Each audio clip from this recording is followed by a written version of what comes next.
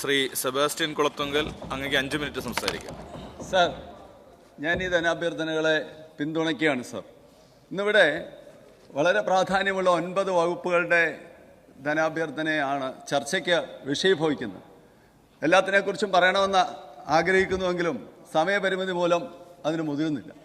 എനിക്ക് തൊട്ടു മുമ്പ് സംസാരിച്ച ബഹുമാനപ്പെട്ട മങ്കട അംഗം ശ്രീ മഞ്ഞളാംകുഴി അലി ഇവിടെ സംസാരിച്ചപ്പോൾ ഖജനാവിൽ ആന പറ്റി കിടക്കാനുള്ള സൗകര്യമുണ്ടെന്ന നിലയിൽ അദ്ദേഹം സൂചിപ്പിക്കുകയുണ്ടായി. എനിക്ക് പറയാനുള്ളത്, കേന്ദ്ര ഗവൺമെൻറ്റും അവർ കേരളത്തെ സാമ്പത്തികമായി ഞെരുക്കാൻ നടത്തുന്ന ശ്രമങ്ങൾക്ക് പരോക്ഷ പിന്തുണ നൽകിക്കൊണ്ട് UDFും ചേർന്നുകൊണ്ട് ഖജനാവിൽ പൂച്ചയും ആനയും ഒക്കെ പെറ്റുകിടക്കാൻ സൗകര്യമൊരുക്കാൻ ശ്രമിക്കുന്നുണ്ടെങ്കിലും ഒരു ദിവസം പോലും ട്രഷറി പൂട്ടാതെ പ്രവർത്തിച്ച് മുന്നോട്ട് പോകുന്ന ഗവൺമെൻറ്റാണ് ഇവിടെയുള്ളതെന്ന് ചൂണ്ടിക്കാണിക്കാൻ ഞാൻ ആഗ്രഹിക്കുക. അതുപോലെ തന്നെ അവരുടെ കാലത്തായിരുന്നു ട്രഷറി പൂട്ടിയിട്ടുകൊണ്ട് പൂച്ചയ്ക്കും പുലിക്കുമൊക്കെ പെറ്റുകിടക്കാൻ ട്രഷറിയിൽ സൗകര്യം ഒരുക്കിയിരുന്നതെന്ന് മറന്നു പോകരുതെന്നും സൂചിപ്പിക്കാൻ ഞാൻ ആഗ്രഹിക്കുകയാണ് സാർ. തീർച്ചയായിട്ടും ഇവിടെ സംഭവിക്കുന്നത് എന്താണ്? നമുക്ക് തരാനുള്ള ധനവിഹിതം കേന്ദ്ര ഗവൺമെന്റ് അന്യായമായി നിഷേധിക്കുന്നു. ന്യായമായി ലഭിക്കേണ്ട വായ്പകൾ നൽകാതെ അതിന് തടസ്സം നിൽക്കുന്നു. അതിനുശേഷം ഇത് സംസ്ഥാന ഗവൺമെന്റ് കെടുകാര്യസ്ഥതയാണെന്ന് ബോധപൂർവം പ്രചരിപ്പിക്കുന്നു. ഈ വ്യാജ പ്രചാരമാണ് കേന്ദ്ര സർക്കാരും BJPയും UDFും എല്ലാം ചേർന്ന് ഇവിടെ നടത്തിക്കൊണ്ടിരിക്കുന്നത്.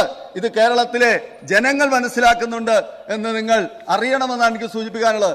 ഒരു കാര്യം ബഹുമാനപ്പെട്ട ധനകാര്യ വകുപ്പ് മന്ത്രിയുടെ ശ്രദ്ധയിലേക്ക് എനിക്ക് പെടുത്താനുള്ള, ഗവൺമെന്റ് ശ്രദ്ധയിലേക്ക് പെടുത്താനുണ്ട് സാർ.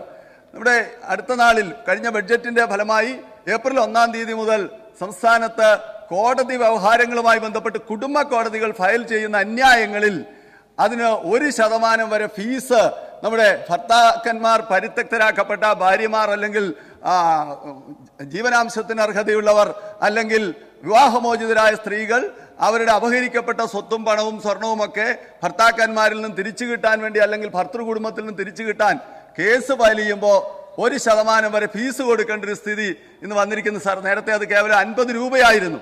അതുപോലെ തന്നെ ചെക്ക് കേസുകൾ, അതായത് പണം അക്കൗണ്ടിലില്ലാതെ വണ്ടി ചെക്ക് കൊടുക്കുന്ന ആളുകൾക്കെതിരെ, അത്തരം വഞ്ചനക്കാർക്കെതിരെ കൊടുക്കുന്ന കേസിന് അതിന് വാദികൾ 5% വരെ ഫീസ് കൊടുക്കേണ്ട സ്ഥിതി വന്നിരിക്കുന്നു.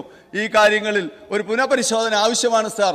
ആ ഒരു കോർട്ട് ഫീസ് വർധനവ് പിൻവലിക്കണം എന്ന് ഞാൻ ആവശ്യപ്പെടാനായിട്ട് ആഗ്രഹിക്കുകയാണ് സാർ.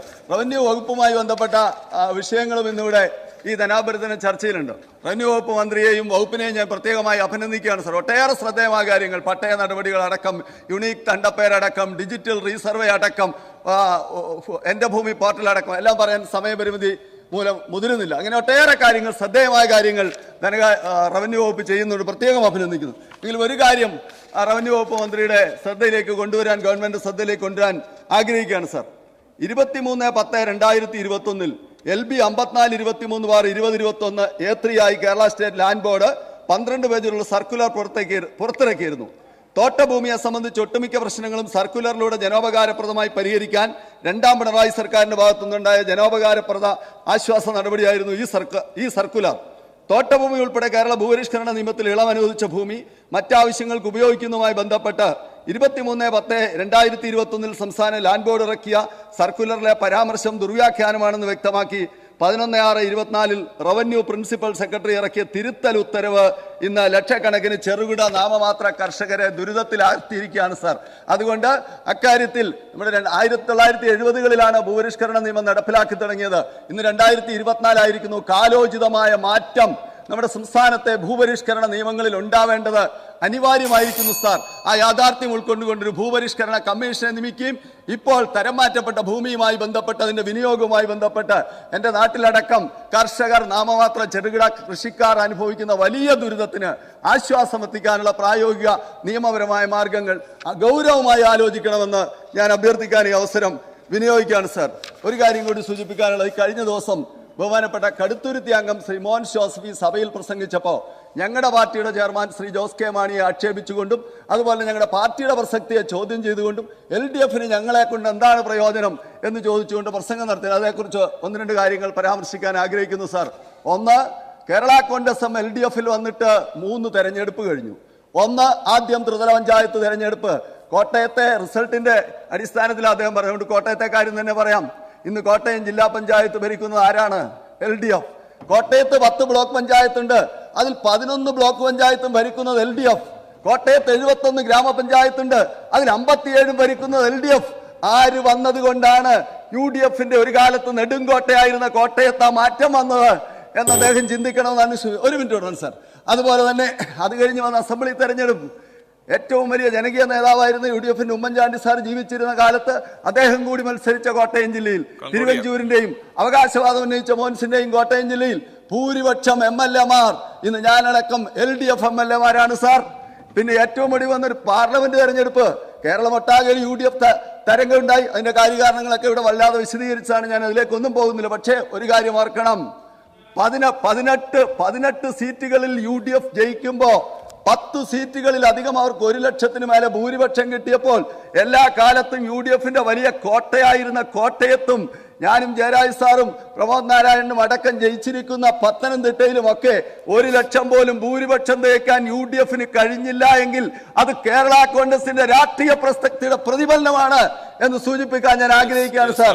അതുപോലെ തന്നെ കടുത്തുരുത്തിയിലെ ത്രിതല പഞ്ചായത്ത് സീറ്റ് ഒന്ന് നോക്കാം. 2 ചിഹ്നത്തിൽ 62 പേർ. കോട്ടയം ജില്ലയിൽ ആകെ 208. ജോസഫ് ഗ്രൂപ്പിന് എത്രയാണെന്ന് അറിയാമോ? 40-ൽ താഴെ. കടുത്തുരുത്തി മണ്ഡലത്തിൽ കേവലം 13. നിലനിൽപ്പിന് വേണ്ടി PC തോമസിന്റെ പാർട്ടി പോയി ലയിക്കേണ്ട ഗതികേടുണ്ടായ കഴിഞ്ഞ 3 തെരഞ്ഞെടുപ്പിൽ 3 ചിഹ്നത്തിലാണ് മത്സരിച്ചത്. അങ്ങനെ സ്വന്തമായൊരു ചിഹ്നം പോലും ഇല്ലാത്ത പാർട്ടിയാ ഞങ്ങളെ വെല്ലുവിളിക്കാൻ വരുന്ന ഒറ്റ കാര്യം, മച്ചിന്മേലിരിക്കുന്ന പല്ലിക്കൊരു തോന്നലുണ്ട്, മച്ച് മുഴുവൻ താങ്ങി നിർത്തിയിരിക്കുന്നത് ഞാനാണെന്ന്. ആ പല്ലിയുടെ മാനസികാവസ്ഥയാണ് ഒരു തെരഞ്ഞെടുപ്പ് ജയത്തിലൂടെ ജോസഫ് ഗ്രൂപ്പിന് ഉണ്ടായിരിക്കുന്നതെന്നാണ് മോൻ ജോസഫിന്റെ അവകാശവാദത്തിലൂടെ വെളിവാകുന്നത് മാത്രം സൂചിപ്പിച്ചുകൊണ്ട് ഈ ധനാഭ്യർത്ഥനകളെ ഒരിക്കൽ കൂടി പിന്താങ്ങിക്കൊണ്ട് ഞാൻ എന്റെ പ്രസംഗം ഉപസംഹരിക്കുന്നു. Emerge eye and ENT hospital, private bus സ്റ്റാൻഡിന് സമീപം, ഈരാറ്റുപേട്ട. മറ്റക്കൊമ്പന ജ്വല്ലറി, PP റോഡ്, ഈരാറ്റുപേട്ട.